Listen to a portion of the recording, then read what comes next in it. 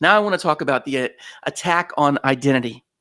And we're specifically taking a look at what's going on right now. What are the ideas right now that are having an immense effect on our kids? And I believe that the activism of the LGBT movement as an ideological movement is having a major impact on our kids, specifically through education. Now, I think this video will help you see what I'm talking about. A California kindergarten teacher is facing outrage after discussing gender identity with her students. One child came to the teacher with books on the subject while going through a gender transition. Now the teacher is defending herself. Sharon Roget from CBS station KOVR in Sacramento has the story. And what I will share over and over again is how proud I was of my students.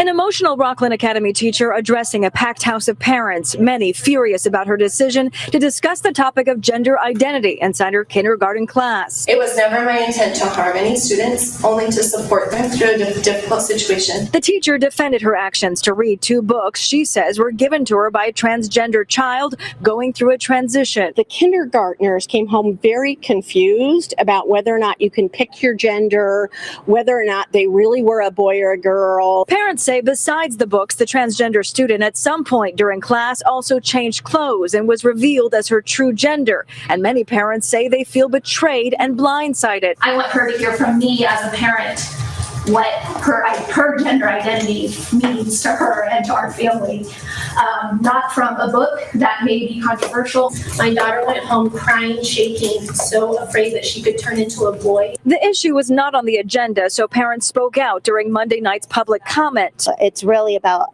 the parents being informed and involved and, giving us the choice and the rights about, what's getting introduced to our kids and at what age. Many teachers also speaking out in support of what transpired inside the classroom on the last days of the academic year. Head in the direction of banned books or book lists or selected literature that should only be read inside or outside of the classroom. I think that that's a very dangerous direction to go. All right. So I just want you to know that's welcome to the new normal. This is not something that's out there. This is something that is increasingly and rapidly invading every public school in the country. And if it's not there yet, it soon will be, as you're going to see as we go through this. Now, let me give you just a few facts before we jump into what we're talking about. We're about to enter into what could sometimes seem a world of madness. And I just want to root us in a few facts before we get there.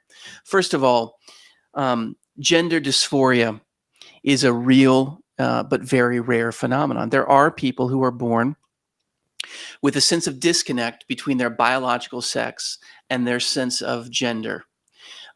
They might be born a boy, but they identify in their minds, they think of themselves as a girl. That actually does happen. And for decades, that condition was known as gender dysphoria. It was listed as such in the Diagnostic and Statistical Manual for psychologists in America. And it was something that was to be treated and to help these kids come to be at peace with that. Now, historically, it afflicted about 0.01% of the population, and almost exclusively boys. It was not girls who experienced gender dysphoria. It would often begin in early childhood, around ages 2 or 4. If children receive counseling, in nearly 70 to 85% of cases, childhood gender dysphoria would resolve. So 75 to 80% of cases. Now, as this topic has become more and more the cause du jour and more an issue talked about in the schools and more presented as a viable sexual part of the gender spectrum, we've seen a radical rise in self-identified transgender folks. Before 2012, there was no scientific literature, none, on girls ages 11 to 12 who had developed gender dysphoria. But there was a radical rise, as I said, as this has been talked about more and more.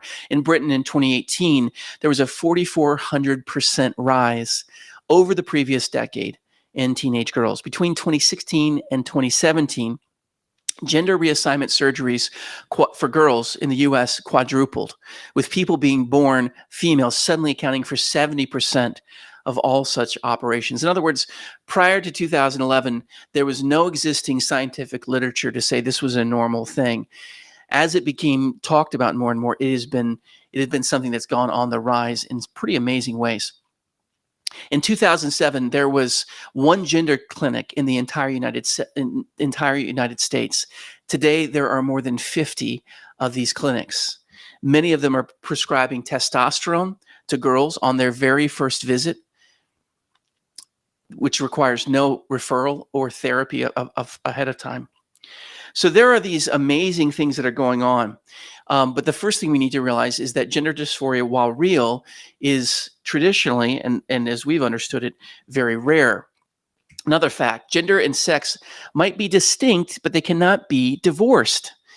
The reality is there are gender differences, right? There are some things that you've known some guys who like to do things that might be traditionally associated with more feminine things, and there are women who like to do things that are more associated with things that guys like to do. There are things that are traditionally disassociated from and associated with sex differences and with gender differences. Some of these things, of course, are culturally determined. And yet, what we find is that gender and sex cannot be entirely distinguished. Here's a quote from the American College of Pediatricians. One increasingly hears the fanciful claim that a child with gender dysphoria is born with a brain that is of the opposite sex of his body. This is biologically impossible. Every cell of the human body contains identical copies of a person's sex chromosomes, and the brains of biologically normal infants are imprinted prenatally by their own endogenous sex hormones at 8 weeks gestation. Here, this is the important part. Every infant boy is born with a brain imprinted by testosterone. Every infant girl is born with a brain imprinted by estrogen. Now, this is a fact that we were born, and you can go down to the chromosomal level, and there's no way in which we can say someone was quote unquote born in the wrong body. Number 3, no amount of drugs or body modification can cause a man to become a woman, or vice versa. Now, of course, we know this inherently. We know this. The basic genetic makeup of a person doesn't change, even if there's body modifying surgery. Those things don't change the act of people, of human beings. And yet, in our culture, and especially in the West, there's a headlong rush into gender reassignment surgery for children, and it's having an impact. We read this from the American Society of Pediatricians. Medical transition of prepubertal children, that is before kids go through puberty, in this fashion results in a sterility, that is they can't have children, and the lifetime use of toxic hormones that are fraught with serious potential physical and mental health risks. So parents are making decisions, in other words, this is what this is responding to, when their child is so-called transgender, to actually prevent puberty from happening in their lives by using drugs. And this quote says there are serious risks. Additionally, research among transgender adults indicates that medical transition may not alleviate the elevated suicide rates in the long term. This is, I think, where we need to be so clear. The reason that we fight for God's design plan for human sexuality, whether it be questions of same-sex attraction or questions of transgender identification, the reason we fight so hard for God's vision is because God, our designer, understands how we're supposed to work best.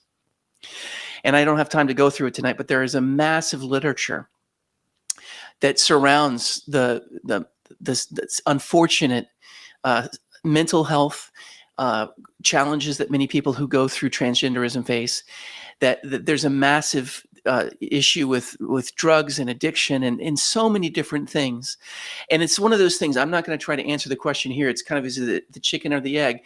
Those who subscribe to the ideology that we're talking about right now, they say that if only this person transitions, then all of their sense of crisis, all their sense of anxiety, their depression, those things are going to go away because now they're finally affirmed in themselves. And if only we can change society, then those things will go away. But the truth is that we still see enormously high rates of depression among those who struggle with their gender identity. It's a real issue. It's a real problem. And our hearts should never become hard towards those who struggle with those things and try to deal with those things, because we've seen that even those who go through transition, some who go through transitional surgery, they don't find what they're looking for.